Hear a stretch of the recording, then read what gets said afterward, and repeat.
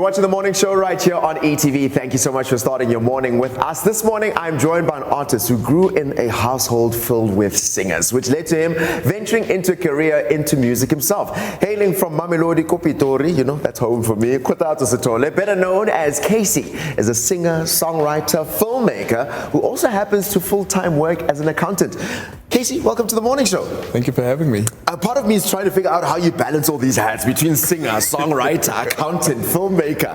Where do you get the time? Well, look, it happens. I really cannot tell you. There's no method to it, but it really is about prioritizing certain things at certain times to make sure that certain things happen. I love the fact that you've actually found a balance between following, you know, the creative side of who you are, as well as the side where it's like it's all about the books and the numbers and the lines and everything in the boxes, which I'm sure many parents would be saying, that's how you do it. Get into the books and then you'll do music.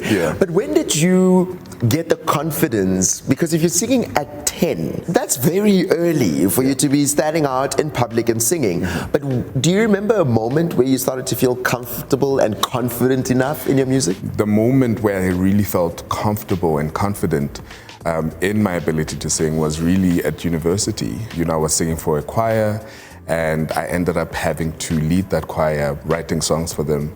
And it was literally receiving, you know, the response from the audience that sort of like affirmed me. Like, no, there's something happening. I think there's something cooking. And now you've stepped into R&B, and I find that to be such a specific genre because that means there must have been a lot of R&B that you're listening to growing up. Who are some of those artists that you're listening to saying, one day, man, one day? I mean, the first song I ever sang was Whitney Houston's I Will Always Love You, and that was at Crash.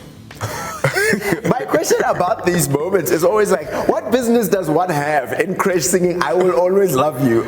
Look, I mean, influence, right? Secular music was not really done in my family, so it was always gospel. But my sister, my late sister, was the one who always played your Whitney Houstons, your Mariah Careys, your Boys to Men. So when my mom would go to church or society or something, then, you know, that would be our time to listen. Right? Okay, when she's out of the house. When she's out of the house. So I would then take all of this music in as quickly as possible. Yeah, then it was Sunday soul session while mommy is gone. Society. Absolutely. But I love that really carried into your sound and your music right now. And I think also influenced a lot by some of the artists that you used to sing backing vocals for. You used to sing for Bonnie and Colin, Hassan Green. But there's a little bit of a safety in singing someone's backing vocals, that you're not in the front, you don't have the stress, you're not thinking about the budgets and all of that. Did you feel a little bit nervous when you stepped out starting your solo career from the shadow of the artist and now realizing the spotlight's going to be on you? Yeah, absolutely. There was all of that,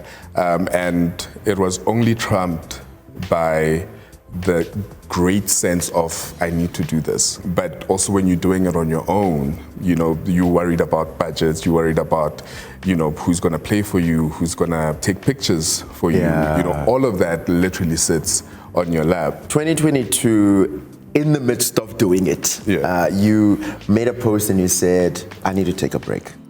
This is heavy. This is a lot. There's great gigs. There's not so great gigs. There's money lost, but gone. But I need to take a break from performing live. That must have been a very hard decision for you. It was. I really felt that in the state that I am, because also as an artist you feel a lot. I felt that I would not be true to my craft if I performed to people in that state of mind. It was right after, you know, I did the National Arts Festival. And people thought it was crazy for me to stop after that because you've got momentum. You've got momentum. It's a huge platform. It was a good decision because what I did in that time off, I watched a lot more artists to get re-inspired. I wrote a lot more music, and that inspired me in ways I cannot even, you know, describe. It's such an important thing to be able to notice that moment where you have to slow it down and pause. And I think it says a lot about a person to be able to know that even if it feels like the momentum is going and I'm about to have the big break, it's important for me to rather be okay. But now you're back. You've got your latest single, Lie to Me, that you've just brought out earlier this year in July. Yes. Tell us about that, because now it's like, okay, he's back. He's back. He's making music again. Yeah, Lie to Me is a song that I wrote during the COVID, pandemic, and it's about an experience that I think we all go through. I was very scared to put it out because it's very, very personal. And, it's of a certain nature. Yeah. But I'm really, really proud of it. It's a great song. Is it a prelude to a project that's coming up? Maybe later this year, an EP, an album? Yes, to all of that. So we're doing an EP that's coming out in a couple of weeks and an album that's coming out later in the year. Okay. So all this stuff that has been happening since 2022 just has to come out. But the EP is called Breaking Rules. It's coming out later this year. And then the album is called These Songs Are About Him. And that's coming out November-ish. Nahana, Lie to Me, Breaking Rules, the songs about him. There's a lot happening here. There's a lot of content that we'll all be listening to. But Kaecy, before we wrap up our time together, you're celebrating 10 years of being in this industry this year, from 2014, and a decade is a really long time. There's a lot of artists that may look up to you, Kopitori, in Mamelodi, and nationally, that might be saying, man, I want to be able to be clear in what I want. What's your advice to those up-and-coming artists, a lot of independent up-and-coming artists, from your lessons in the 10 years? The most important thing is authenticity. You need to know who you are and what you stand for, particularly as an artist, because that is exactly what sets you apart from everybody else. And there are a lot of people in our space, right?